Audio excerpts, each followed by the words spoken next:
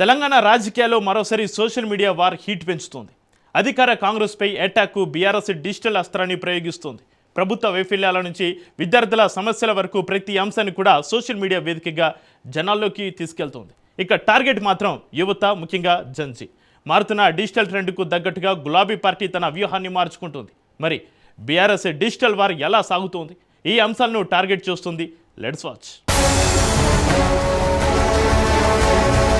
Social media ఇప్పుడు కేవలం వినోద వేదిక కాదు, రాజకీయ పార్టీలకు బలమైన ప్రచారాస్త్రం. ఇదే అస్త్రాన్ని బీఆర్ఎస్ మరింత పదునుగా ఉపయోగిస్తోంది. కాంగ్రెస్ ప్రభుత్వం తీసుకుంటున్న నిర్ణయాలు, ఎన్నికల హామీలు, ప్రజా సమస్యలు, ప్రభుత్వ వైఫల్యాలు అంటూ ఒక్కో అంశాన్ని ఎత్తి చూపుతూ డిజిటల్ వేదికగా గులాబీ పార్టీ పోరాటం చేస్తోంది. ప్రభుత్వంపై విమర్శలను కేవలం సభలు, సమావేశాలకే పరిమితం చేయకుండా సోషల్ మీడియా ద్వారా నేరుగా ప్రజలకు తీసుకువెళ్లే ప్రయత్నం చేస్తోంది బీఆర్ఎస్.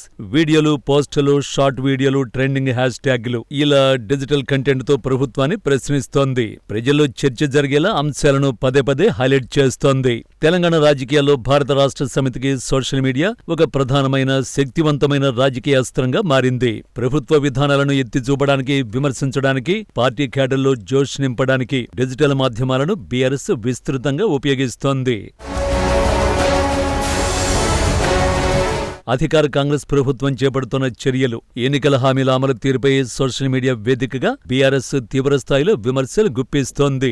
మీమ్స్, రీల్స్, వ్యంగ్యాస్త్రాలతో కూడిన వీడియోల ద్వారా అధికార పార్టీని ఇరుకన పెట్టడంలో ఈ విభాగాలు దూకుడుగా వ్యవహరిస్తున్నాయి. సోషల్ మీడియా కార్యకర్తలు లేదా వారియర్స్ పై పోలీసులు కేసులు నమోదు చేసినప్పుడు పార్టీ తరఫున లీగల్ సెల్ అండగా నిలుస్తోంది.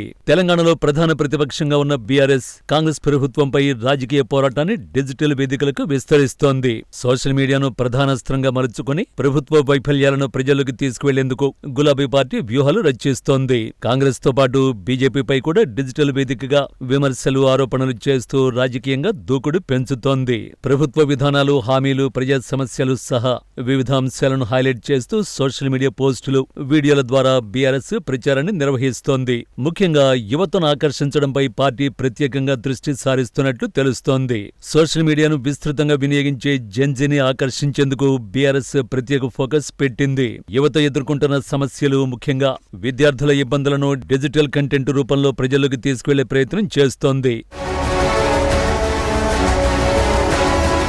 విద్య, ఉద్యోగాలు, ఫీజులు, నిరుద్యోగం వంటి అంశాలను ప్రస్తావిస్తూ ప్రభుత్వాన్ని ప్రశ్నించేలా ప్రచారం సాగిస్తోంది. ఒకవైపు ప్రత్యర్థుల ఆరోపణలకు సమాధానం, మరోవైపు తమ వాదనను ప్రజల్లోకి తీసుకువెళ్లడం, ఇదే లక్ష్యంగా బీఆర్ఎస్ డిజిటల్ ప్రచారాన్ని కొనసాగిస్తోంది. కాంగ్రెస్ ప్రభుత్వం అధికారంలోకి వచ్చిన తర్వాత ఇచ్చిన హామీలు, అమలు చేస్తున్న పథకాలు, వివిధ ప్రభుత్వ నిర్ణయాలపై బీఆర్ఎస్ సోషల్ మీడియా వేదికగా విమర్శలు గుప్పిస్తోంది.